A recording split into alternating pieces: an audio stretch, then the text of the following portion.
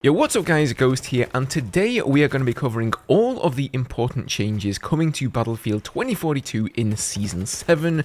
We finally have the patch notes in our hands. So of course we are getting the two new maps, Haven this coming Tuesday on the 19th, and then Stadium a bit later down the line in May. 3 new weapons, 1 new gadget, a new vehicle also in May, and then DICE are also making some pretty substantial changes to many of the game's systems.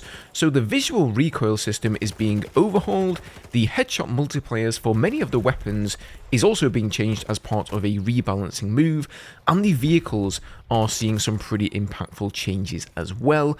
I have all of the nitty-gritty details for you guys in a second here, but before we do begin, if you guys enjoy the content here on the channel, do not forget to hit up that subscribe button. I believe there are over 50% of people who regularly watch my videos who still aren't subscribed, so check it out down below guys. You may think you've already subscribed to the channel, but perhaps you haven't, and doing so really does help the channel out. So as always, thank you guys so much for the support there. Okay, before we get into the official patch notes from DICE here, I just wanted to go over a couple of things that I've noticed that aren't included in the patch notes. So first of all, we've had our first look at the deployment screen for the new map, Haven, and one of the things I've noticed is that each base appears to have an AA turret in its deployment. So this is something new for Battlefield 2042. Of course, it's not new for the Battlefield franchise on the whole, but this map here only has Nightbirds, so there are no stealth helicopters, there are no attack helicopters, and there are no jets. The only air vehicle is going to be the Nightbird, and so it seems to combat that and sort of keep vehicles in their place.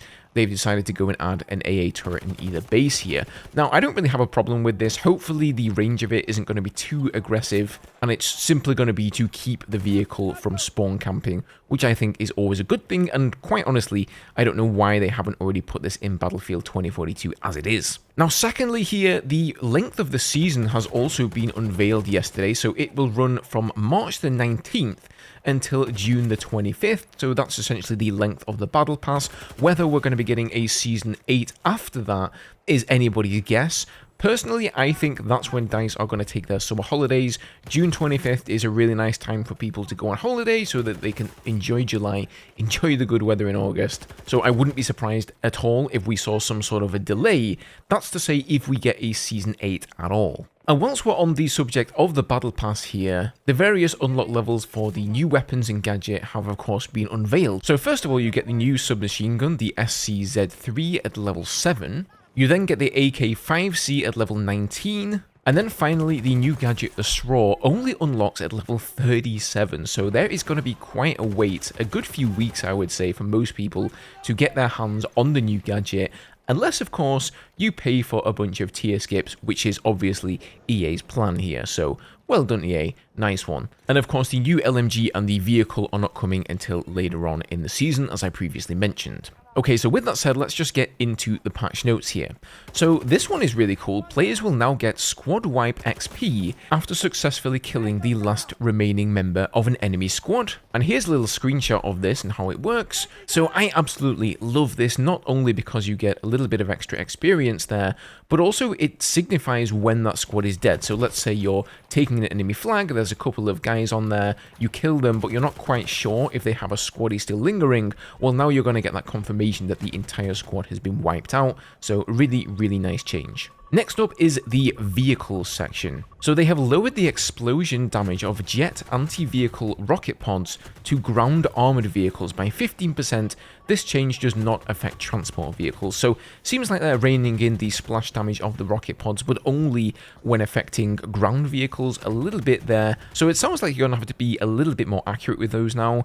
They've increased the damage air vehicles receive when colliding with certain objects. I definitely agree with this change. A lot of the time, air vehicles can bounce off of objects, they can bounce off of enemy aircraft, often killing the enemy aircraft but surviving themselves, so I definitely think that's a good change there as well.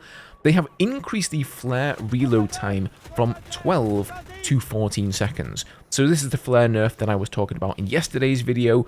Not really as big as I thought it would be. I assumed we were going to be looking at something like a 5-second increase.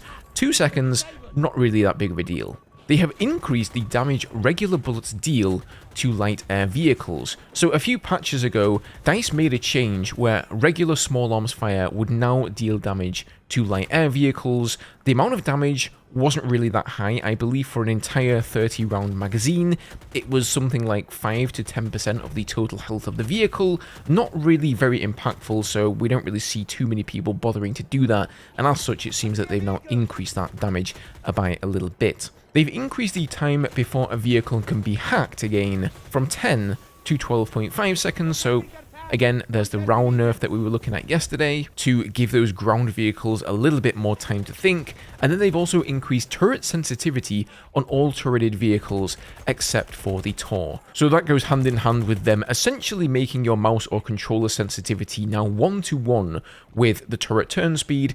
There aren't really too many details on it here, so we're going to have to wait and see on Tuesday how this feels and how it looks. But if you guys want more detailed information on all of these vehicle changes, yesterday's video was all about that, so I'll leave a link down below and up in the corner there if you guys want to go and check that one out. Now, the Wildcat specifically has also seen a bunch of changes here. So they've increased engine power on low speeds to allow for better acceleration and more power climbing uphill. Really good change there. I always struggle to get uphill in those things.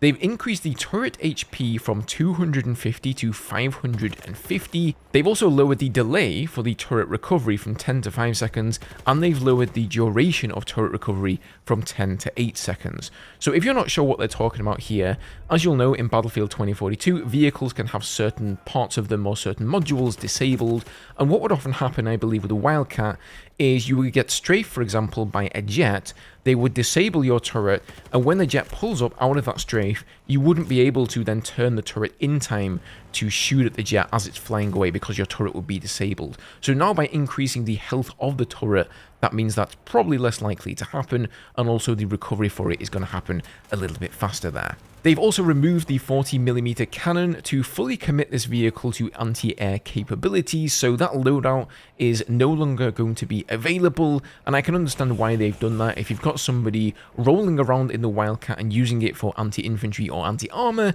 it's not going to be fulfilling that role as anti-air. And this is the big one here. They have lowered the default cannon range from 700 meters to 550 meters. It was far too long range. It was able to shoot over the entirety of certain maps. Again, more details in the video from yesterday if you guys want to hear my full thoughts on that. But I do think that is a good change. Okay, moving on to the next section, we have specialists and gadgets. They have lowered the amount of C5 the assault and recon class can carry from 3 down to 2. This is to stop Sundance and McKay from being able to solo tanks, especially since those specialists are so fast and nimble that they can just solo a tank very easily. This is to help tanks be a little bit more aggressive and feel like they can push up again. Casper's recon drone will no longer be able to EMP hack, so they've removed the EMP ability altogether here. In fact, I'm just remembering now, one of the things they didn't really detail here is that engineers are going to have more launcher ammo. So engineers now have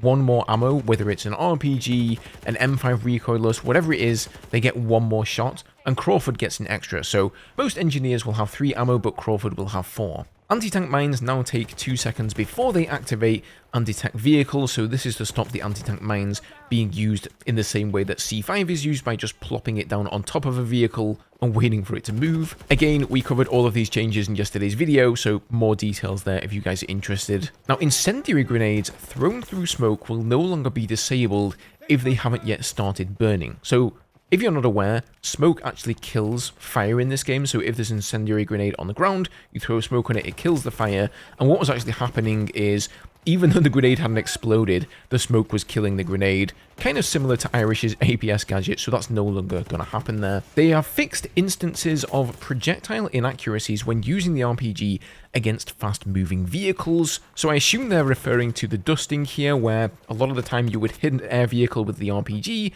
you would see the hit, but you wouldn't get any damage and certainly not a kill, so good to see some improvements there. Right, next up is the largest section in these patch notes, the weapons section. So first up here, they have updated visual recoil on primary all-out warfare weapons. So that is the base weapons for Battlefield 2042. I did a very long video on that the other day covering all of the small changes. So once again, I'm going to direct you guys to that. Most of you will have already heard of this, so we already knew that that was coming. But if you're interested in more, feel free to check out that video. And again, similarly, we covered this in yesterday's video. Headshot damage multipliers have been updated for SMGs, assault rifles, and LMGs. So quick recap here. The SMG headshot multiplier has been increased from 1.25 to 1.55. Assault rifles have been reduced from 2.15 to 1.9, and then the LMG headshot multiplier has also been reduced from 2 times to 1.9 times. They have increased move speed during ADS by 10% for the K30, the MP9, the P90, and the AC9, and then 5% for the PP2000 and the PBX.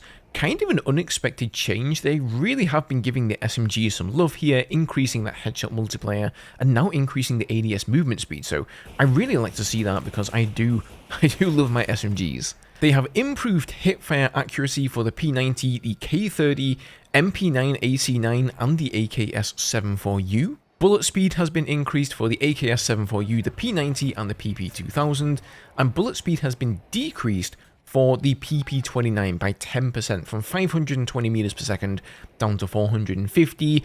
Totally understand why they've done this. The PP29 was one of, if not possibly the best weapon in the game. But overall some more love for the SMGs, especially the Volt ones. Really nice to see that. Dispersion has been reduced by 10% for the M240B, the M60E4, and the Type 88. So those are all LMGs, Volt LMGs. Nice changes there. Anything to see those Volt weapons have a little bit of a higher pick rate over some of the base weapons in the game is a good thing in my book. Now the M5A3 dispersion has received some changes in the way it's calculated and biased within the dispersion circle, and it'll result in approximately 10% better accuracy, most noticeably when dispersion is high. That's kind of interesting. Not really sure why they did this. I've always considered the M5 to be one of the better assault rifles in the game. Definitely, you know, a jack of all trades, master of none, a very versatile weapon. But hey, you know, it's going to be even better now, so that's cool. Now, this is a big change. They have reduced close quarters damage for LMGs and ARs from 28 to 26 to reduce the occurrence of 2 headshot kills. And this affects the SFAR, the AK-24, the LCMG, the RPT, the M60E4, M240B, the AC-42, the RM68, the GEW, and the ACWR. So not only are these weapons seeing a reduction in their headshot multiplier, but they're also seeing a damage nerf in those closer ranges. Unfortunately, they don't really tell us what range that is. Is it going to be up to 15 meters? Is it going to be up to 30 meters in order to make the SMGs shine, or outshine, I suppose, the assault rifles and the LMGs a little bit more in that 0 to 30 meter range where they're supposed to be the kings? We don't really know here, but I can understand why they've made this damage reduction change. Obviously, if they do 28 damage, 1.9 times 28 damage, 2 times is still going to be like a 2 headshot kill, so they have to reduce the damage a little bit along with the headshot multiplier to make sure that you can't 2-tap somebody in the head. Now, the AC-42 has seen somewhat of a big change here as well. So the dispersion has been reduced for the first burst, but dispersion reset has been tweaked so that it doesn't fully reset between bursts when firing at close to maximum RPM. When firing in control bursts and compensating for recoil, it will be possible to hit with higher accuracy over longer ranges, and it now behaves closer to other burst firing weapons and should provide a good boost in usability in all ranges. So what they're essentially saying here is that dispersion for the first burst you fire from the weapon is going to be reduced, but dispersion is going to ramp up more quickly if you fire this weapon as fast as you can, or as fast as you can click, essentially, right? So if you take your time and you wait a little bit between bursts for the dispersion reset, overall, this weapon should now be even more accurate. And we've also seen some damage tweaks here. So they've reduced damage from 26 to 25 for 0 to 30 meters for high power standard issue and subsonic ammo. Standard issue has had its damage reduced from 22 to 20 between 50 and 75 meters. Subsonic damage ammo increased from 18 to 20 damage between 50 to 75 meters. And then high power damage increased from 18 to 19 at 100 to 149 meters. and then 15 up to 17 for 150 meters plus. So they are definitely trying to tune this weapon to be a little bit more of a long-range effective assault rifle. Now, big nerf coming here. Finally, after, 2+ years, the G57 damage reduced from 28 to 24 between 0 to 30 meters with the close combat ammo, and also between 0 to 20 meters with the subsonic ammo. So this has been a long time coming for the G57. It has been the best sidearm in the game since the game released, and nothing has changed, at least not until now. So let's see if this changes anything. Similar thing here for the MP28, damage reduced from 28 to 24 between 30 and 74 meters. The PF51 has actually had its hipfire accuracy increased by 30% and its ADS accuracy decreased by 15%, so it seems they want that weapon to be a little bit more of a spray and pray kind of thing there. The M93R hipfire accuracy increased by 30%. Now the 12M Auto, tweaks have been made to the shortened barrel attachment. When it's equipped, pellet dispersion will increase by 25% horizontally, reducing its effectiveness at range and one-on-one engagements.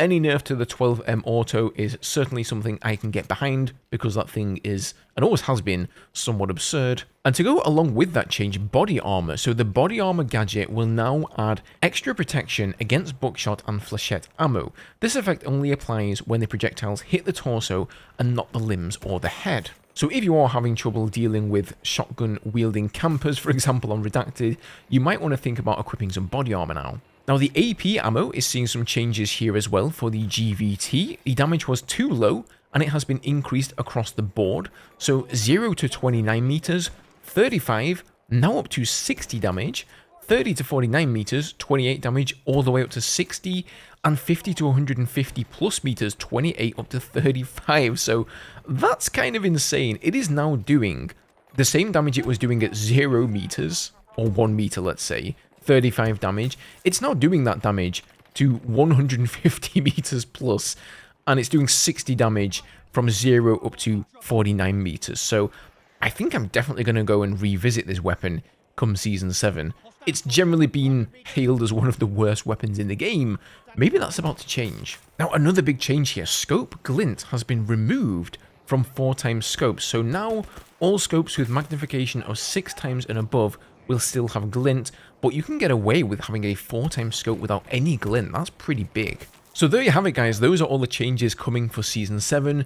As I said at the beginning of the video, make sure you are subbed up, as there will be plenty more content to come on the channel here on Season 7. I'm almost definitely going to do a stealth changes video, because we all know DICE, they like to put a bunch of changes in patches that they don't detail here in the patch notes, and we have to sort of figure them out for ourselves. So if you want to see that video, make sure that you are subscribed. Leave a like down below if you enjoyed the video, and if you missed yesterday's video, feel free to check that one out. It goes a little bit further into detail for some of the headshot multiplayer changes for the weapons in the game, as well as the vehicle rebalancing. But otherwise, have a good one, guys. Take care, and I'll see you all in the next video.